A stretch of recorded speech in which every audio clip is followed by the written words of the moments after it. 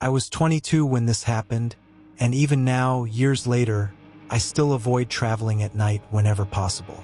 It started after a terrible breakup. I'd been living in Chicago for almost 3 years, trying to build a life for myself, but after everything fell apart, I decided to take a bus home for a while just to clear my head. My hometown was a tiny place buried deep in the mountains of West Virginia, and the cheapest route required switching buses in a forgotten little town called Black Hollow. I arrived there around midnight. The station was barely even a station, just a cracked parking lot, an old brick building with flickering fluorescent lights, and a single vending machine humming in the corner. Snow drifted across the road outside, and there wasn't another person in sight except the bus driver smoking beside the vehicle. He looked at me strangely when I got off. "You waiting for the 3:15 connection?" he asked. "Yeah." He stared another second before nodding slowly. "Don't wander around town." At the time, I figured he was just warning me about crime or drunk people. I laughed awkwardly and grabbed my backpack. The bus pulled away, leaving me alone. Inside the station, there was a woman behind the counter reading a magazine. Older, probably late 50s, with thick glasses and tired eyes. She barely acknowledged me. I sat there for maybe an hour scrolling through my phone, but eventually the Wi-Fi stopped working and I lost service completely. The station became painfully quiet, just the buzz of the lights and the occasional groan of wind outside. At around 1:30 a.m., I noticed something weird. The woman behind the counter was gone. Not unusual by itself, except the front door behind the counter was swinging slightly open like she'd left in a hurry. I got up and looked around, calling out, but nobody answered. That's when I heard knocking. 3 slow knocks, not on the station door, on the glass windows outside. I turned so fast I nearly slipped. There was a man standing outside in the snow, tall, extremely tall. At first, I thought he was wearing some kind of long coat, but after staring a second longer, I realized his proportions were wrong. His arms looked too long, his shoulders too narrow, and his head tilted slightly sideways like he was studying me. Then he knocked again. 3 slow taps against the glass. My stomach dropped. I backed away immediately. The thing that scared me most wasn't even how he looked. It was his smile. Not wide, not exaggerated, just completely emotionless. Like he was pretending to smile because he knew humans were supposed to. I remember whispering, "What the hell?" Then the lights went out. The entire station went pitch black. I froze. For maybe 2 full seconds, there was absolute silence. Then came scratching against the glass. Slow, deliberate, moving across the windows. I pulled out my flashlight and aimed it toward the entrance. Nothing. The man was gone, but the scratching had moved around the side of the building now. I could hear it circling. I locked myself inside the bathroom near the back hallway and stayed completely silent. My breathing sounded unbelievably loud. Every tiny noise made my chest tighten. Then I heard the front station door creak open. Footsteps entered the building. Heavy, slow, not rushing, like whoever it was already knew I couldn't escape. The footsteps stopped. Silence. Then came the voice. Bus stations closed.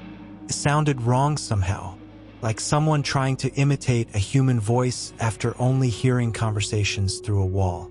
"Need you to come out now." I didn't respond. A few seconds later, "I know you're in there." Then the bathroom door handle moved. Slowly, back and forth. I held the lock shut with both hands even though I knew it probably wouldn't help if whoever it was actually wanted inside. The handle stopped moving. Then came 3 knocks. Soft, patient, exactly the same rhythm as before. I honestly thought I was going to die in that bathroom. After what felt like forever, I finally heard another sound outside. An engine. Bright headlights flashed through the tiny bathroom window. Immediately, the footsteps retreated down the hallway. I waited until I heard voices before opening the door. A new bus had arrived. 2 drivers were walking through the station complaining about the power outage. But the tall man was gone. Completely gone. I asked them where the woman working the counter had gone, and both of them looked confused. One driver said, "There hasn't been anyone working this station at night for over 2 years." I felt sick instantly. I tried explaining what happened, but they exchanged that look people give when they think you're exhausted or unstable. I rode the rest of the trip home in silence. But here's the worst part. A few days later, curiosity got the better of me, and I searched online for Black Hollow. Turns out several people had gone missing near that station over the years. Most vanished late at night. Almost all of them were last seen alone. And one witness described seeing an unnaturally tall man standing near the road before her brother disappeared. I never told my family the full story, but sometimes, late at night, I still wake up hearing those 3 slow knocks in my dreams. This happened while I was attending college in Seattle. I couldn't afford campus housing, so I rented a tiny apartment in an old building downtown. The place was cheap, which should have been my first warning sign. The building manager was this nervous little guy named Rick who kept apologizing during the tour. "Walls are thin," he said. "Elevator breaks sometimes. Don't go on the roof." That last part stood out. I asked why. He just shrugged. "People aren't supposed to." My apartment was on the 4th floor, right near the end of the hallway. Across from me was apartment 14. And from the first day I moved in, something about apartment 14 bothered me. The door was always slightly open. Not enough to see inside, just cracked open an inch. At first I assumed someone lived there and liked airflow or something, but after a week, I realized I never once saw anyone enter or leave. No sounds, no lights, nothing. One night around 2 a.m., I got back from studying at the library and noticed the hallway lights were flickering. Apartment 14's door was open wider than usual now, maybe 4 inches. As I walked past, I accidentally glanced inside. I immediately wished I hadn't. Someone was standing in there, perfectly still, just beyond the darkness. I couldn't make out details, only the outline of a person facing directly toward the doorway. Watching, I hurried into my apartment and locked the door. The next morning, I asked Rick, who lived across from me. His expression changed instantly. "You saw someone in there?" "Yeah." He stared at me a long moment before forcing a laugh. "Probably maintenance." But maintenance wouldn't stand motionless in a pitch-black apartment at 2 a.m. Things got worse after that. Almost every night, I'd hear faint noises from the hallway, soft footsteps, whispering, sometimes scratching. And every single morning, apartment 14's door would still be cracked open. Then one night, I woke up around 3 a.m. because I heard knocking. 3 knocks, directly on my bedroom wall. The wall shared with apartment 14. I froze in bed listening. 3 more knocks, then silence, then whispering. I couldn't make out words, only that someone was speaking very softly right on the other side of the wall. I grabbed my phone flashlight and approached carefully. The whispering stopped immediately. I pressed my ear against the wall. Nothing. I barely slept that night. The next day, I finally confronted Rick again. This time, he looked genuinely uncomfortable. Eventually, he admitted something. Apartment 14 was supposed to be empty. Nobody had rented it in over a year. I felt my chest tighten. Then he quietly added, "The last tenant disappeared." Apparently, the tenant had vanished without taking any belongings. Police investigated, but nothing was found except security footage showing him entering his apartment one night and never coming back out. I told Rick about the noises, about seeing someone standing inside. He went pale. That evening, he promised he'd check the apartment himself.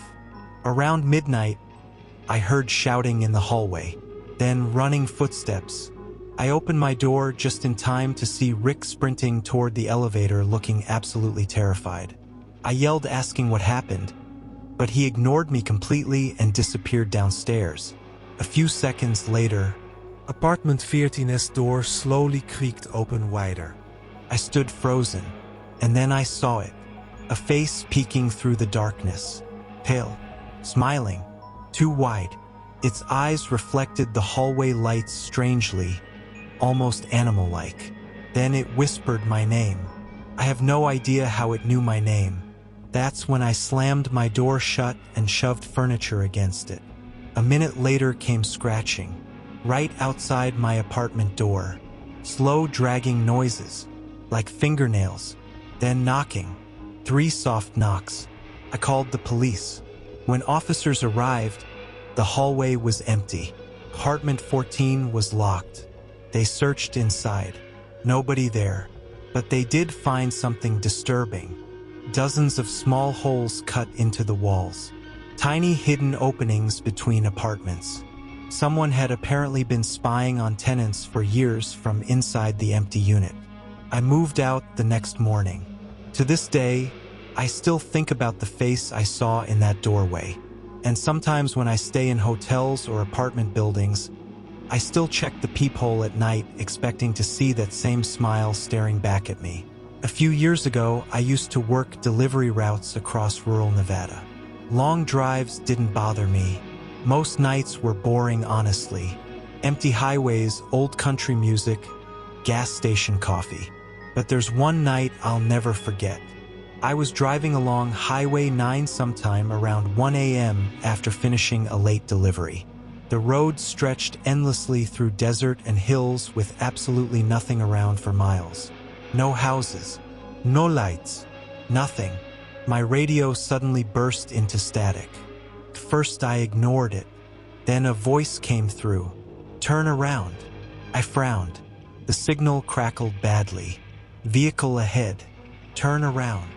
I checked every station thinking maybe I'd picked up some emergency broadcast, but every channel had the same static. Then the voice came again, closer somehow. "Do not stop your vehicle." I started getting nervous. Up ahead, I finally spotted headlights parked on the shoulder. An SUV, driver's door hanging open. No movement around it. I slowed slightly. Then the radio screamed, "Keep driving." The sudden volume nearly made me swerve. My pulse skyrocketed. As I passed the SUV, my headlights briefly illuminated the inside. There was nobody in it, but something moved behind it near the ditch. Person, crouched low beside the road, watching my truck pass. Then another figure stood farther back. And another, at least 4 people, all standing completely still in the darkness. I slammed the gas pedal immediately. My radio went back to static. For several miles, nothing happened. Then I noticed headlights behind me. Fast. Way too fast. The pickup truck was gaining on me rapidly. It started flashing its lights aggressively. I considered not stopping, but the truck pulled alongside me and the driver motioned frantically for me to roll my window down. Older guy, rancher looking, terrified expression. "You need to keep driving," he shouted. "They've been doing this for months." Before I could ask anything else, he sped off ahead of me. That's when I noticed more headlights appearing behind us in the distance. Several vehicles, following. I have never driven that fast in my life. Eventually, we reached a small gas station near a highway junction. The older man stopped there with me. He explained that groups had apparently been setting fake breakdown traps on isolated roads. One person would pretend to need help while others hid nearby in the dark. Nobody knew exactly what they planned to do to stranded drivers. Robbery maybe, worse maybe. The sheriff's department had investigated several disappearances connected to that stretch of highway already. Police later searched the area after taking my statement. The abandoned SUV was gone. So were the people. Nothing was ever found. But sometimes I still think about that radio voice. because dispatch later confirmed something terrifying. No emergency warning had been broadcast that night, meaning somebody somehow spoke directly through my radio to warn me, and whoever it was probably saved my life.